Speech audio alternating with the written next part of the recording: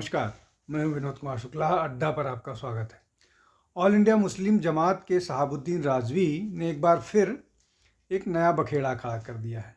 बखेड़ा ये खड़ा किया है कि भारतीय टीम के क्रिकेटर बॉलर जो हैं मोहम्मद शमी को पिछले ऑस्ट्रेलिया के साथ मैच में वो एनर्जी ड्रिंक पीते देख करके उन पर उन्होंने लानत भेजते हुए बोला कि उन्होंने जो काम किया है रोज़ा ना रख करके वो क्रिमिनल ऑफेंस है और इसके लिए उनको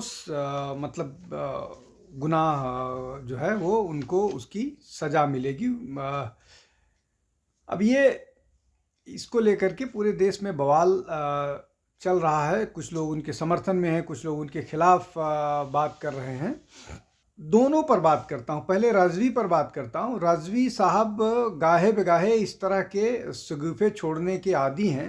अभी जब कुंभ शुरू हुआ था तो उन्होंने एक शगुफ़ा छोड़ा था कि कुंभ जो है वो वक्फ की ज़मीन पर ऑर्गेनाइज़ किया जा रहा है। बाद में उन्होंने इस अपनी बात वापस ली, माफ़ी मांगी। ये करने की उनकी आदत है। इसको और ढंग से समझने की कोशिश करते हैं। सबसे पहली बात ये कि जो रोज़ा को लेकर के वो बात कह रहे हैं उसमें विवाद खड़ा करने की कोशिश कर रहे हैं। अब उनको इस बात की अथॉरिटी है कि नहीं है, जिस सेक्ट के वो हैं, शामी उस सेक्ट के हैं और उनकी रूलिंग उन पर लागू होती है कि नहीं लागू होती है, ये एक बड़ा अलग प्रश्न है। लेकिन मैं कुछ दूसरे विषयों पर आता हूँ। इस टीम में मतलब शमी को सेक्युलर देश में रह कर के उनको भारत के संविधान के हिसाब से काम करना है, भारत के संविधान के हिसाब से बिहेव करना है, ये उनका हक है। उन पर किसी मामले में शरिया इम्पोज नहीं किया जा सकता। यहाँ भारत में संविधान ही चलता है। लेकिन कुछ और बातें हैं जिसको बात कर लेते हैं। इस जो क्रिकेट का चैंपियंस ट्रॉफी चल रही है, इसमें भारत के अलावा 3 और देश हैं जो पूरी तरह से इस्लामिक देश हैं: बांग्लादेश, पाकिस्तान, अफ़गानिस्तान। और इसका ऑर्गेनाइज़र जो है वो पाकिस्तान है। तो क्या पाकिस्तान अब चूंकि वो बाहर हो गया है, तो क्या ये तीनों देश ये सोच करके खेल रहे थे कि इनको किसी तरह से मैच इसमें पार्टिसिपेट करना है और जब रमज़ान शुरू होंगे उसके पहले ही चैंपियंस ट्रॉफी से हार करके बाहर हो जाना है, और अगर बाहर नहीं होते तो इस दौरान खेलना पड़ता। और खेल में अगर खेल रहे हैं तो उसमें आप रोज़ा रख करके खेल नहीं सकते हैं, इसलिए कि उसमें बहुत एक्सर्शन होता है, प्यास लगती है, आप नहीं कर सकते हैं। वो असंभव है। तो क्या ये तीनों जो जिन देशों का नाम लिया, ये इस ट्रॉफी में बेमन से खेल रहे थे? दूसरा ये कि इसको पाकिस्तान ऑर्गेनाइज कर रहा है। भारत ने चूंकि पाकिस्तान जाने से मना कर लिया, इसलिए खेल दुबई में हो रहा है। अब ये एक प्रश्न हो गया। दूसरा प्रश्न ये है कि क्या जो लोग इस तरह की भूमिका में हैं, उन लोगों को अपनी जिम्मेदारी छोड़ करके ये डिक्टेट्स फॉलो करने चाहिए, जबकि रोज़ा रखने में जिनका छूट जाता है उनको बहुत सारे और तरीके हैं जब आप उसकी क्षतिपूर्ति कर सकते हो, उसको कंपनसेट कर सकते हो।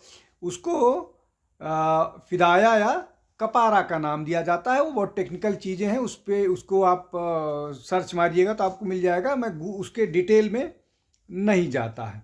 तो दूसरा प्रश्न हो गया कि छूट उपलब्ध होती है, तो ये सिर्फ जो राजवी साहब हैं इस मामले को सेंसेशनलाइज कर रहे हैं। तीसरी, जो भी जिम्मेदार लोग हैं, क्या उनको अपनी जिम्मेदारी, चाहे वो देश के प्रति हो, चाहे समाज के प्रति हो, चाहे किसी और तबके के प्रति हो, वो छोड़ देनी चाहिए, उस जिम्मेदारी से मुक्त होनी चाहिए? क्या ये धार्मिक रूप से भी अलाउ है? ये एक बड़ा प्रश्न है। इसके अलावा जो सबसे महत्वपूर्ण प्रश्न है कि खेल क्या है। खेल एंटरटेनमेंट है। तो क्या रमज़ान के समय किसी भी मुस्लिम के लिए एंटरटेनमेंट अलाउ है? वो भी तो फिर गुनाह हुआ। और अगर एंटरटेनमेंट अलाउ नहीं है तो फिर जिन देशों में खेल हो रहा है, जिन देशों ने इनको ऑर्गेनाइज करने की बात की, जो लोग पार्टिसिपेंट्स हैं, उनके बारे में क्या ओपिनियन है, और या उस पर क्यों ओपिनियन नहीं आया है, या राजवी साहब सॉफ्ट टारगेट खोज रहे हैं सामी के रूप में और उसी की बात कर रहे हैं जिससे उनको पूरे दिन का टीवी फुटेज मिल जाए। ये इस तरह की बात कर रहे हैं। अब इससे ऊपर की बात करते हैं। इन जिन देशों की बात हो गई, बांग्लादेश, अफ़गानिस्तान और पाकिस्तान, ये 3 पार्टिसिपेंट्स हैं। जो वेन्यू है, जो मतलब जो एक अलग सा वेन्यू है जो भारत के लिए वो किया गया है, इसलिए कि चूंकि भारत फाइनल में पहुंच गया है तो फाइनल जो है वो दुबई में होना है। दुबई भी कोई नॉन इस्लामिक स्पेस नहीं है, वो भी एक इस्लामिक कंट्री का हिस्सा है, इस्लामिक कंट्री है। तो दुबई में जब फाइनल होगा तो लाखों दर्शक आएंगे, लाखों लोग एंटरटेनमेंट करेंगे, उसमें हिंदू मुस्लिम सब होंगे, लेकिन चूंकि वो इस्लामिक कंट्री इसलिए कि वहाँ मुस्लिम दर्शक ज़्यादा होंगे। वो तो क्या रमज़ान के समय एंटरटेनमेंट अलाउ है? और राजवी की इतनी हैसियत है कि वो इसके खिलाफ कोई फतवा जारी कर पाएँ, या उनके पास कोई इस तरह की ताकत है कि वो फतवा उनके दुबई की सरकार के खिलाफ, जो दुबई में अथॉरिटीज़ हैं उनके खिलाफ कर पाए और उनको रुकवा पाए?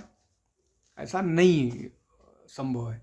या अगर पाकिस्तान फाइनल खेल रही होती या अगर बांग्लादेश फाइनल खेल रही होती तो क्या वो इस तरह का कुछ फतवा जारी कर सकते थे कि वो फाइनल नहीं खेलते और बोल देते कि रमज़ान हो जाए, ख़त्म हो जाएगा और जब ईद सेलिब्रेट कर लेंगे फाइनल तब खेला जाएगा? ये बातें सिर्फ चीप पब्लिसिटी से ज़्यादा कुछ नहीं है। जो भी बातें हैं, इसलिए कि इस बात को लेकर के मोहम्मद शमी के भाई ने भी स्पष्ट कर दिया कि जब आप किसी ट्रैवल में हैं या बाकी और किस तरह की स्थिति में हैं, जब आप रोज़ा नहीं रख सकते हैं तो आप बाद में रोज़ा रख सकते हैं। उसमें है 60 दिन का खाना खिलाना गरीबों को, और इस तरह की बहुत सारे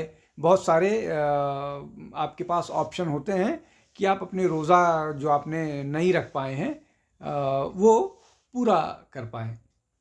अब ये जो मैंने राजवी साहब की बात की, राजवी साहब का काम है विवाद की बात करना, चाहे वो कुंभ के 54 बीघे की बात करें, चाहे और इस तरह के विवादित बयान उनके आते रहते हैं। और इसी विवादित बयान के कारण जिनको इस व्यक्ति को, जिसको कोई नहीं जानता है, न इसकी संस्था को कोई जानता है, वो अपने आप में एक जाना जाने लगा लोगों के उसमें। लेकिन कुल मिलाकर के सारा का सारा मामला यही है कि आप किस तरह से सेलेक्टिव होकर के बात कर सकते हैं। और बहुत सारी चीज़ें ऐसी हैं जिनका आपके पास कोई जवाब नहीं है। उनमें से जो मैं बात कह रहा हूँ कि क्या रमज़ान के समय एंटरटेनमेंट अलाउड है, और ये जो दुबई में फाइनल हो रहा है, या जो भारत में भी लगभग 18-20 करोड़ मुसलमान हैं, पाकिस्तान, बांग्लादेश है, ये सारे मैच देख रहे हैं। ये कहाँ से मतलब ये क्या रमज़ान में ये सब अलाउड है? ये कुछ बहुत अहम बातें हैं जिनका कोई आंसर नहीं होता है। कम से कम भारत के परिप्रेक्ष्य में ये कहा जाना है, और राजवी साहब को समझ लेना चाहिए कि यहाँ पर जो भी होगा वो संविधान सम्मत होगा। और समी ने संविधान कानून के खिलाफ कोई नहीं काम किया, बल्कि देश के लिए, देश का गौरव बढ़ाने वाला काम हमेशा वो अपने कौशल से, अपने टैलेंट से करते रहते हैं।